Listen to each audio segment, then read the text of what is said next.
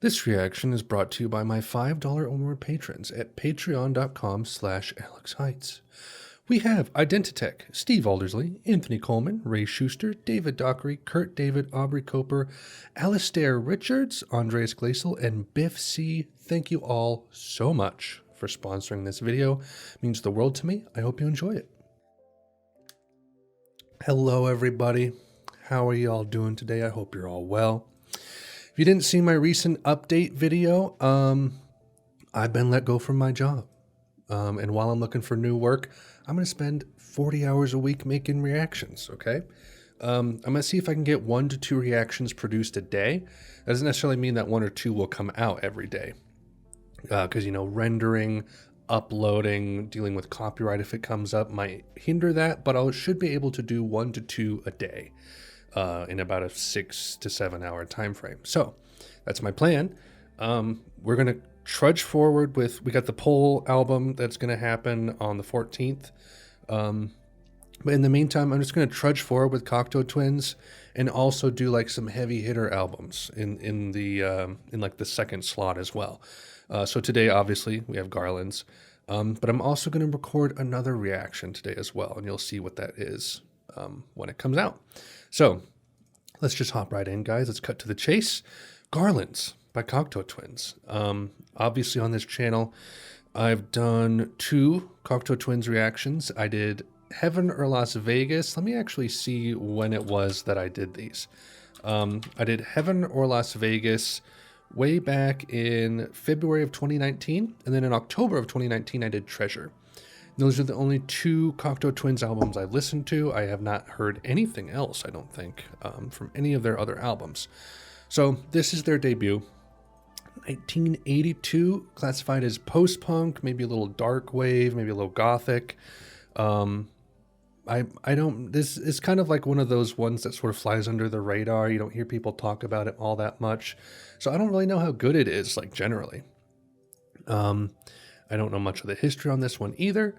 And then their next album, which I believe is Head Over Heels, comes out the next year, in 1983. So we're just going to hop right into this one. 35 minutes, kind of short. Really eager to see what they sounded like right at the beginning, I don't know if they have all of their personnel here that they normally do, because I think they have, what's his name? Simon Raymond, who is not here at this point, it doesn't look like. So anyway, let's hop right in. We have 8 tracks. This is apparently printed as a Bloodbath, but it's just called Blood Bitch, which, there's a good goth title for you right there off the bat. What do we got?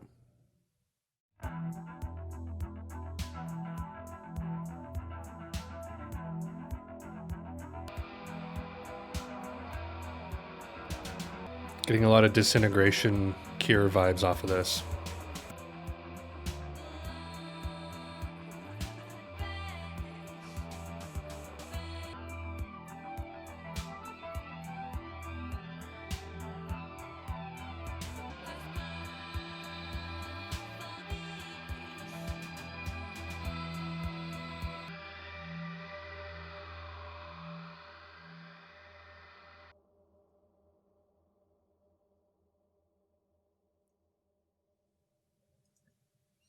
Interesting.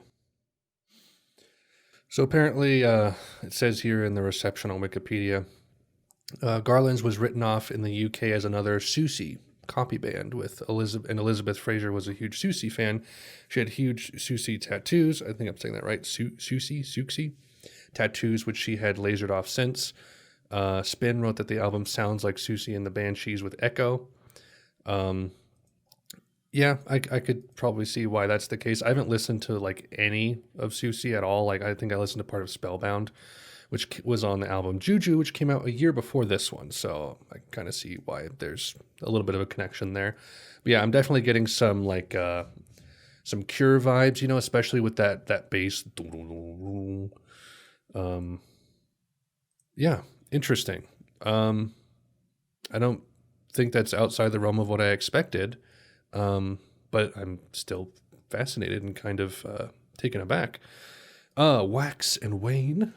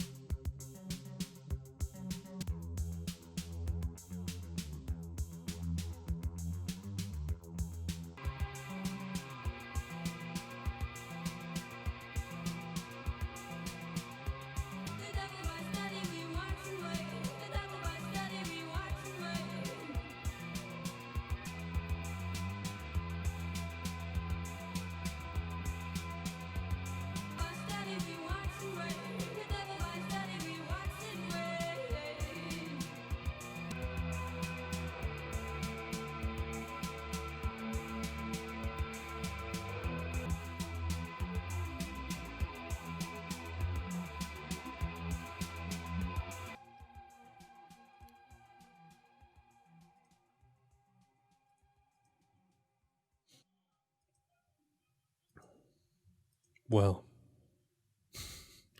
uh, not too bad, like instrumentally, but that like vibrato when she said Wayne, like actually really grated on me. I didn't like that all that much. That's the thing with like artists like this, Elizabeth Fraser, who like has these really weird vocal quirks, is that sometimes like it just comes through really like for some people it just might be like ugh, you know, it's like I understand why people might not like Tom York for that reason or whoever else has, you know, kind of eccentric vocals. Um, yeah, not too big on that, but the instrumentation was cool. The song itself was kind of cool, but I'm not.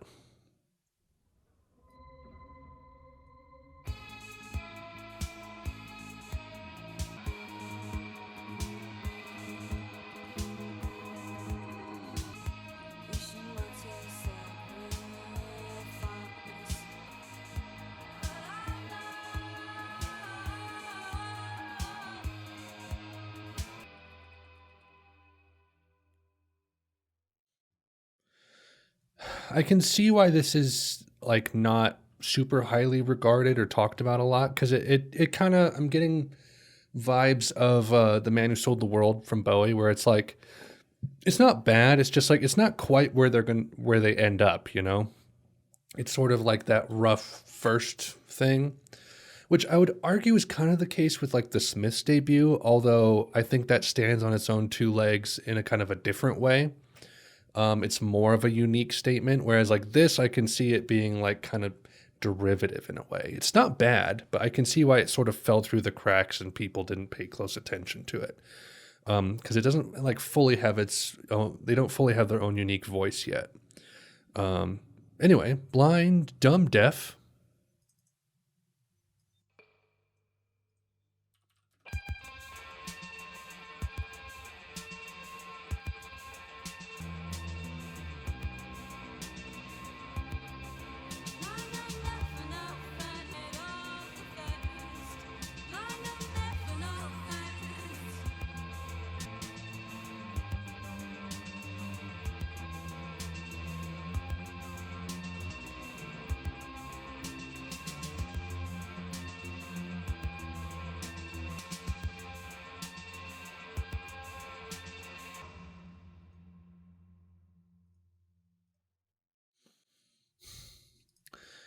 Yeah, it's just like slightly not as good as the other stuff I've heard so far. I don't want to say like repetitious. It doesn't stand out, I guess is the way to describe it. I don't know. There's like something here that I feel like I can explain, but I haven't quite formed it yet. So let's keep going.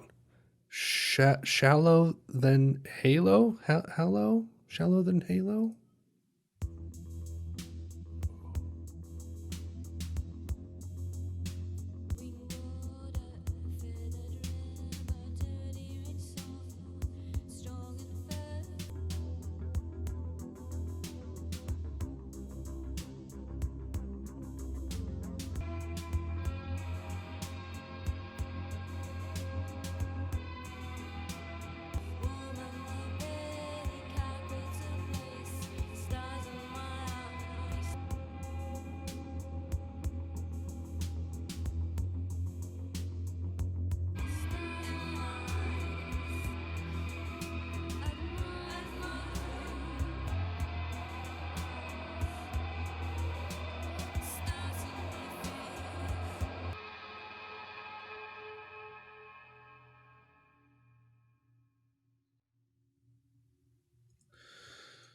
It says on here all music was generally critical, writing that Garlands falters due to something the band generally avoided in the future: overt repetition.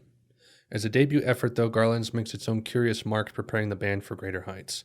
It's kind of how I feel right now. Um, it's weird because, like, the other Cocteau Twins tracks that I've heard, they don't, they're not necessarily like repetitive. They're like progressive, you know, not even really like long winded. They seem to kind of like I don't know, like drone on or but they're not really repetitious. This feels kind of repetitious. It's really hard to kind of put my finger on and explain why. But there's just something different about this album. Maybe it's just like there aren't enough ideas or new phrases or sections of the songs. It's just like kind of just one repeating section for a lot of these. Maybe that's it. I don't know. The Hollow Men.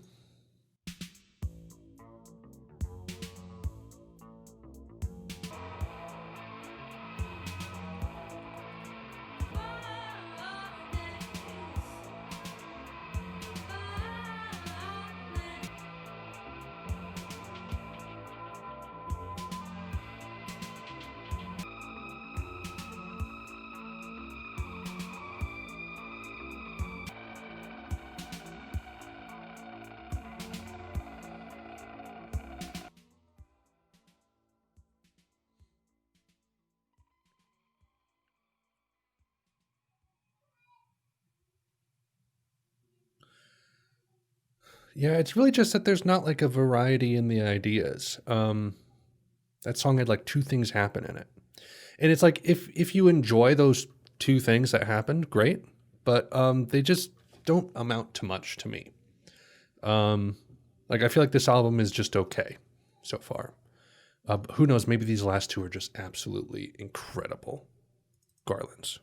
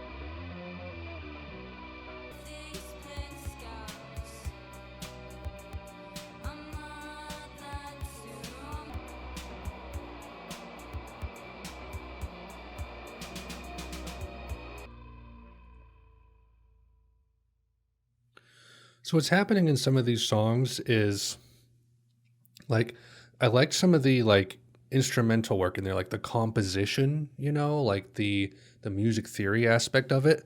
But there's some elements of like the production that are just kind of grating to me, and some of Elizabeth's vocals are kind of grating to me, like in just like a viscerally like auditory unpleasant kind of way. Like some of this is kind of unpleasant to listen to. So it's like it's not necessarily satisfying, and I have to like do the work to try to enjoy some of the aspects of this. Not that I really hold it against them at all. It's their first album. What are you gonna do?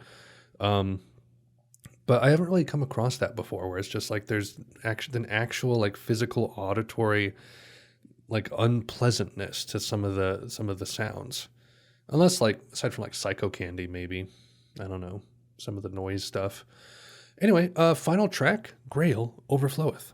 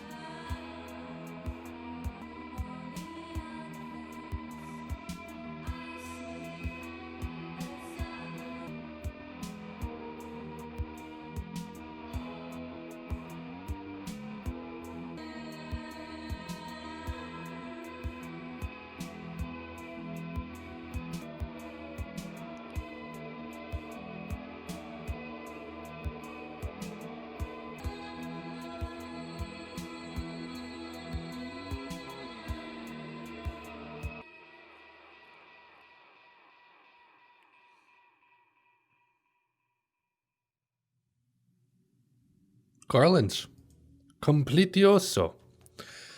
Yeah, so I think the way it kind of stands is some interesting ideas, and I can see the glimmer of like how it's not necessarily like a Susie or a Cure clone, where there's like some things where I'm like, ooh, that kind of seems more of the Cocteau that I'm used to.